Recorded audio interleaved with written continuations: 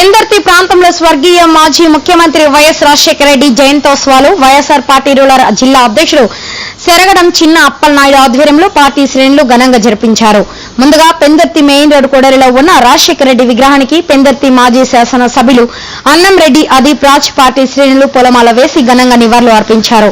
ఆ తర్వాత cake cut చేసి స్వీట్లు పంపిణీ చేశారు. ఈ సందర్భంగా అదీప్ రాజు చిన్న అప్పలనాయుడు మాట్లాడుతూ రాజశేఖర రెడ్డి ఈ రాష్ట్రానికి వైఎస్ఆర్ పార్టీకి చేసిన సేవలు వివరించారు. ఈ కార్యక్రమంలో వైఎస్ఆర్ పార్టీ నాయకులు భగవాన్ జైరాం, ఉప్పిలి కనకరాజు, పెందర్తి ఎంపీపీ మధుపాటి నాగమణి, పలువురు వైఎస్ఆర్ పార్టీ నాయకులు కార్యకర్తలు పాల్గొన్నారు.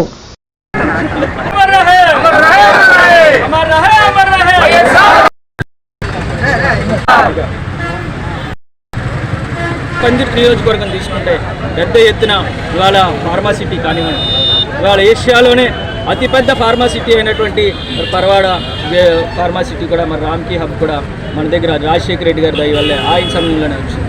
అదే రకంగా ఇవాళ మనం తిరుగుతున్నటువంటి బీఆర్టీఎస్ రోడ్డు కానివ్వండి,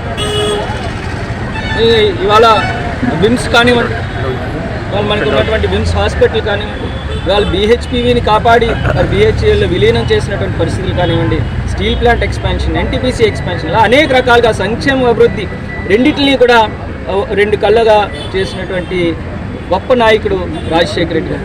నా అదృష్టం ఆ రోజు ఒక సర్పంచ్గా, జిల్లా యోజన విభాగం అధ్యక్షుడిగా ఆ రోజు మరి రాజశేఖర రెడ్డి గారితో ఈరోజు మళ్ళీ ఆయన తనుడు అయినటువంటి జగన్మోహన్ రెడ్డి గారితో కూడా కలిసి ప్రయాణం చేయడం అనేది నిజంగా నా అదృష్టం అని చెప్తే. ముఖ్యమంత్రి ఎవరైనా ఉన్నారంటే అది రాజశేఖర రెడ్డి చెప్పే చెప్పదప్పదు. అటువంటి వ్యక్తి జన్మదిన వేడుకల్లో ఈవేళ మనం పాల్గొనడం మన అందరి తాలూకా అదృష్టం అని చెప్తూ,